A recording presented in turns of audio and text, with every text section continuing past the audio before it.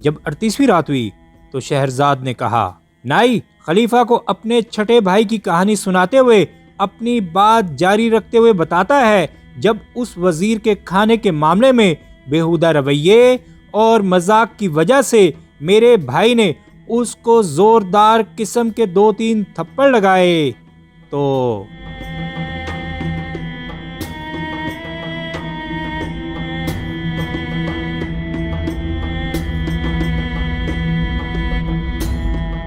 اس وزیر نے میرے بھائی سے کہا کہ اے کمینے، یہ کیا ہے؟ میرے بھائی نے جواب دیا کہ اے میرے آقا، میں تیرا غلام ہوں، تو نے مجھ پر مہربانی کی، اپنے گھر میں آنے دیا، کھانا کھلایا اور شراب پلائی، خدا کے لیے مجھے معاف کر دے جو میں تیری خدمت میں گستاخ ہو گیا، لیکن تو اس بات سے اعلیٰ ہے کہ اس نادانی کا بدلہ لے۔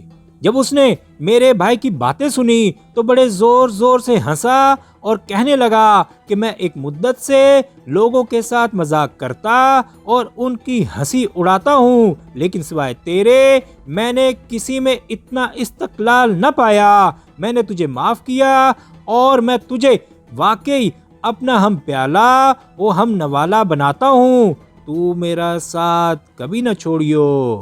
اب اس نے وہی طرح طرح کے کھانے منگوائے اور اس نے اور میرے بھائی نے خوب پیٹ بھر کر کھایا۔ اس کے بعد وہ وہاں سے اٹھ کر مے نوشی کے کمرے میں گئے اور دیکھا کہ وہاں چاند کی طرح حسین کنیزیں ہیں جو طرح طرح کے باجوں پر طرح طرح کے گیت گا رہی ہیں۔ وہاں ان دونوں نے شراب پینی شروع کی یہاں تک کہ وہ بدمست ہو گئے۔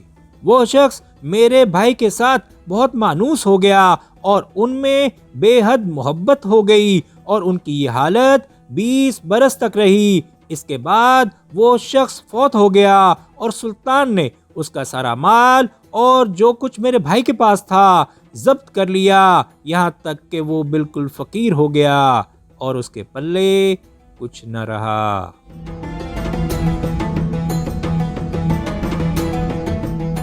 ایک دن میرا بھائی شہر سے باہر سفر کر رہا تھا کہ راستے میں بدوؤں نے اس پر حملہ کیا اور پکڑ کر اپنے قبیلے میں لے گئے۔ جس شخص نے اسے قید کیا تھا وہ اسے طرح طرح کی تکلیفیں دیتا اور کہتا تھا کہ فدیہ دے کر اپنی جان مجھ سے خرید لے ورنہ میں تجھے قتل کر ڈالوں گا، لیکن میرا بھائی رو کر جواب دیتا کہ خدا کی قسم میرے پاس ایک ٹکا بھی نہیں، مگر میں تیرا قیدی ہوں، تیرا جو چیز چاہے میرے ساتھ کر۔ اس پر بدو نے ایک چھری لے کر میرے بھائی کے دونوں ہونٹ کاٹ ڈالے اور پھر اور زیادہ سختی سے مطالبہ کرنے لگا۔ اس بدو کی ایک حسین بیوی تھی اور جب وہ باہر ہوتا تو وہ میرے بھائی کے ساتھ راز و نیاز کرتی مگر وہ اسے روکتا، لیکن ایک دن ایسا ہوا کہ وہ میرے بھائی سے راز و نیاز کی باتیں کر رہی تھی اور میرا بھائی بھی اس کے ساتھ ہنسی مذاق کر رہا تھا کہ اتنے میں اس کا شوہر آ گیا۔ اس نے میرے بھائی سے کہا کہ تف ہو تجھ پر اے مردود، اب تو میری بیوی کو بھی خراب کرنا چاہتا ہے۔ یہ کہہ کر اس نے ایک چھری لی اور میرے بھائی کو خسی کر دیا اور اسے اونٹ پر بٹھا کر ایک پہاڑی کے اوپر چھوڑایا۔ اتفاقاً بعض مسافر ادھر سے گزرے اور انہوں نے اسے پہچان لیا، اسے کھلایا پلایا اور مجھے اس کی خبر پہنچائی۔ میں وہاں گیا اور اسے شہر میں لے آیا اور اس کے کھانے پینے کا انتظام کر دیا۔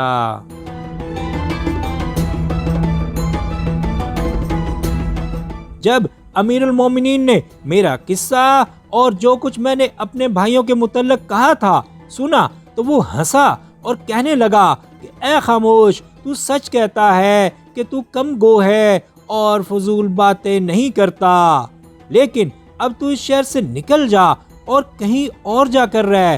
اور اس نے میرے شہر بدر ہونے کا فرمان جاری کر دیا۔ میں اس شہر سے چل دیا اور ایک دوسرے شہر جا کر اپنا گزر بسر کرنے لگا، یہاں تک کہ مجھے اس کی موت اور دوسرے شخص کے خلیفہ ہونے کی خبر ملی اور میں اس شہر میں واپس آیا اور دیکھا کہ میرے سب بھائی فوت ہو چکے ہیں۔ اب میرا اس جوان سے پالا پڑا اور میں نے اس کے ساتھ بہترین سلوک کیا، اور اگر میں بیچ میں نہ پڑتا تو یہ قتل ہو چکا ہوتا۔ یہ میرے اوپر ایسی بات کا الزام رکھتا ہے جو مجھ میں نہیں ہے۔ اے لوگو، جو کچھ میری فضول گوئی کے بارے میں بیان کیا جاتا ہے جھوٹ ہے۔ اسی جوان کی بدولت میں شہر بہ شہر مارا پھرا، یہاں تک کہ اس خطے میں پہنچا اور اسے تمہارے پاس دیکھا۔ اے نیک مردو، کیا یہ میری مروت کی دلیل نہیں ہے؟ شہرزاد نے کہا۔ اس کے بعد درزی نے، جو اس نائی اور اس لنگڑے نوجوان کی کہانی بادشاہ کو سنا رہا تھا، کہا کہ جب ہم نے نائی کا قصہ سنا اور اس کی فضول گوئی کا علم ہوا اور یہ کہ اس نے نوجوان کے ساتھ کیا ظلم کیا، تو ہم نے اسے پکڑ کر قید کر دیا اور آرام سے بیٹھ کر کھانا کھایا۔ شام کے وقت دعوت ختم ہوئی تو میں وہاں سے روانہ ہو کر گھر آیا اور دیکھا کہ میری بیوی ناک منہ چڑھائے بیٹھی ہے۔ مجھے دیکھ کر اس نے کہا کہ تو اپنے دوستوں کے ساتھ مزے اڑاتا ہے اور میں گھر میں غمگین بیٹھی ہوئی ہوں۔ اگر تو میری طبیعت بہلانے باہر نہ لے چلے گا تو میں تجھے چھوڑ دوں گی۔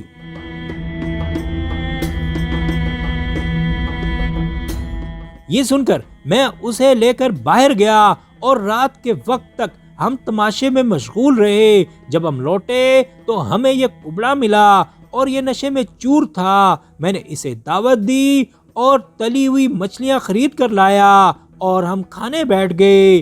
میری بیوی نے ایک نوالے میں ایک ٹکڑا مچھلی کا رکھ کر اس کے منہ میں ٹھونس دیا اور اس کا منہ بند کر دیا اور یہ مر گیا۔ اب میں اسے لے گیا اور چالاکی سے اسے اس یہودی طبیب کے گھر ڈال آیا اور یہودی خانسامہ کے گھر اور خانسامہ عیسائی دلال کے راستے میں ڈال آیا۔ یہ ہے میرا کل ماجرا، اور کیا یہ کبڑے کے قصے سے زیادہ عجیب نہیں ہے؟ جب بادشاہ نے یہ قصہ سنا تو مارے خوشی کے وہ سر ہلانے لگا اور تعجب میں آ کر کہنے لگا کہ جو ماجرا اس جوان اور فضول گو نائی کے درمیان پیش آیا ہے وہ اس کبڑے سے زیادہ اچھا اور مسحور کن ہے۔ یہ کہہ کر بادشاہ نے اپنے چند درباریوں کو حکم دیا کہ اس درزی کے ساتھ جاؤ اور نائی کو قید خانے سے نکال کر میری خدمت میں حاضر کرو، کیونکہ میں اس کی باتیں سننا چاہتا ہوں اور یہ تم سب کی نجات کا باعث ہوگا، اور ہم اس کبڑے کو دفن کرا دیں گے کیونکہ یہ کل سے مردہ پڑا ہے۔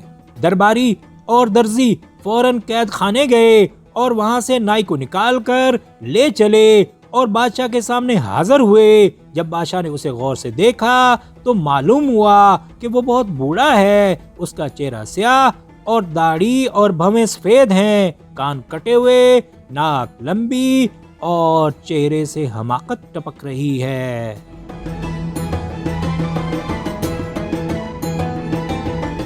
اسے دیکھ کر بادشاہ ہنس پڑا اور اسے کہنے لگا کہ اے خاموش، میں چاہتا ہوں کہ تو اپنا قصہ مجھ سے بھی بیان کرے۔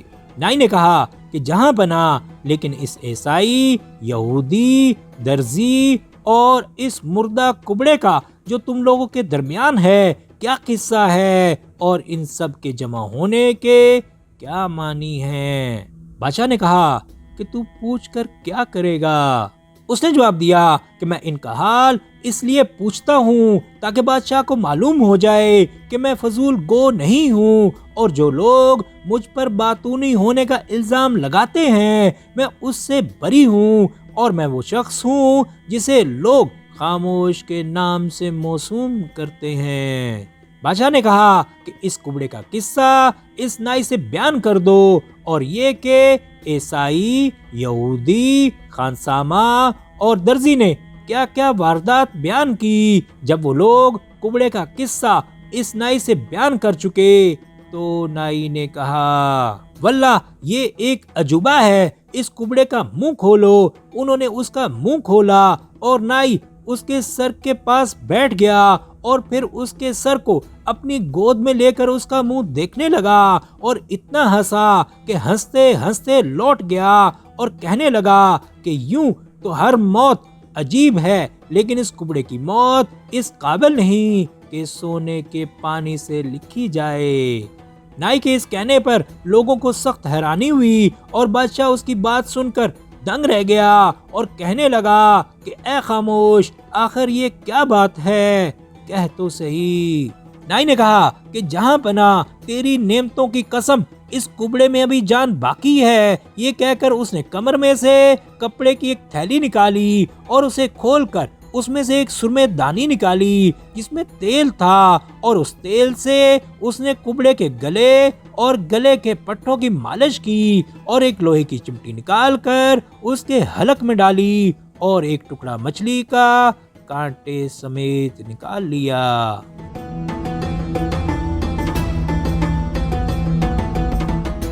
جب اس نے وہ ٹکڑا نکالا تو وہ خون میں لتھڑا ہوا تھا۔ اب کبڑے نے چینک لی اور اپنے پاؤں پر کھڑا ہو گیا۔ بادشاہ اور حاضرین یہ دیکھ کر دنگ رہ گئے اور بادشاہ ہنستے ہنستے لوٹ پوٹ ہو گیا اور تمام حاضرین کا بھی یہی حال تھا۔ اب بادشاہ نے کہا کہ واللہ یہ قصہ عجیب و غریب ہے۔ سب نے کہا کہ یہ واقعی ایک عجوبہ ہے۔ اب بادشاہ نے حکم دیا کہ اس قصے کو قلم بند کر لیا جائے اور پھر اس نے سب کو ایک ایک عمدہ پوشاک عطا کی اور درزی کو اپنے خاص درزی اور نائی کو شاہی نائی کا عہدہ عطا کیا اور ان کا روزینہ بھی مقرر کر دیا۔ شہرزاد نے کہا لیکن یہ کہانی دو وزیروں اور انیس الجلیس کی کہانی سے زیادہ عجیب و غریب نہیں ہے۔ شہرزاد کی بہن دنیا زاد نے کہا کہ وہ کہانی کیا ہے؟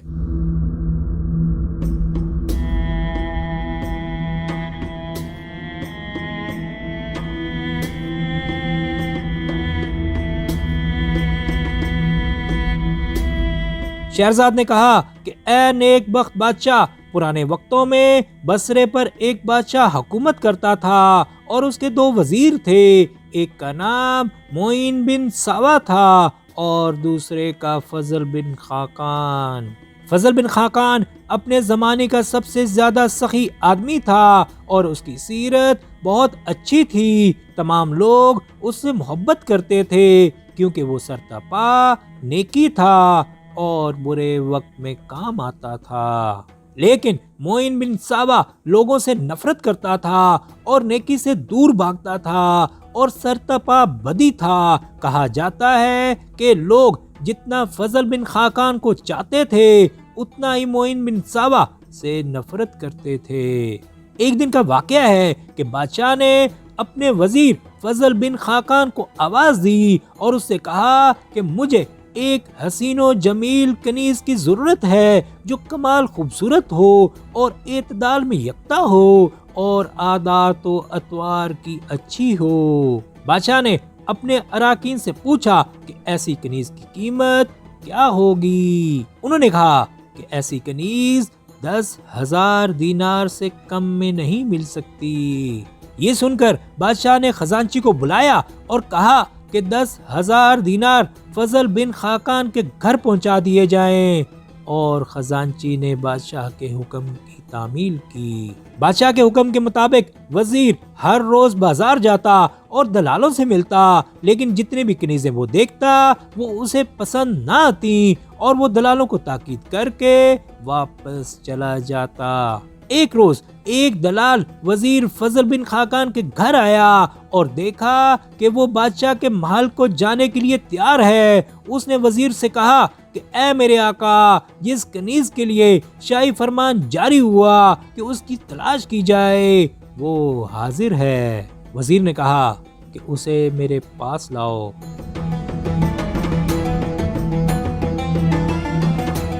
یہ سن کر دلال ایک لڑکی کو لے آیا جس کا لمبا قد اور کالی کالی آنکھیں تھیں اور وہ بہترین پوشاک پہنے ہوئے تھی۔ جب وزیر نے اسے دیکھا تو اسے وہ بہت پسند آئی اور اس نے دلال سے پوچھا کہ اس کی قیمت کیا ہے۔ اس نے جواب دیا کہ اس کی قیمت 10,000 دینار ہے، لیکن اس کا مالک قسم کھا کر کہتا ہے کہ جو چوزے اس نے کھائے ہیں اور جو شراب اس نے پی ہے اور جو تحفے تحائف اس نے اپنے استادوں کو دیے ہیں جن سے اس نے بہت سے علوم میں تعلیم حاصل کی، محض ان کی قیمت 10,000 دینار سے زیادہ ہے۔ وزیر نے کہا کہ اس کے مالک کو میرے پاس لا، اور دلال نے اسے حاضر کر دیا۔ وہ ایک بوڑھا ایرانی تھا۔ وزیر نے اسے کہا کیا تو اس بات پر راضی ہے کہ اس لڑکی کے عوض بادشاہ سے 10,000 دینار قبول کرے؟ ایرانی نے کہا کہ اگر یہ کنیز بادشاہ کی خدمت کے لیے پسند کی گئی ہے تو میں اسے بلا معاوضہ بادشاہ کی خدمت میں پیش کرتا ہوں، یہ میرا فرض ہے۔ لیکن وزیر نے دینار لانے کا حکم دیا، اور جب دینار آئے تو اس نے تول کر اس ایرانی کو دے دیے۔ اب وہ آگے بڑھا اور وزیر سے کہنے لگا کہ اگر اجازت ہو تو کچھ عرض کروں۔ وزیر نے کہا کہ ہاں کہہ۔ اس نے کہا کہ میری رائے میں اس لڑکی کو آج بادشاہ کے پاس نہ لے جانا، کیونکہ وہ سفر سے ابھی آئی ہے اور اس کی آب و ہوا بدلی ہوئی ہے اور وہ سفر کی وجہ سے تھکی ہوئی ہے۔ کم از کم 10 دن تو اسے اپنے محل میں رکھ، اور جب اس کی حالت درست ہو جائے تو اسے حمام بھیجیو اور بہترین پوشاک پہنا کر بادشاہ کے پاس لے جائیو۔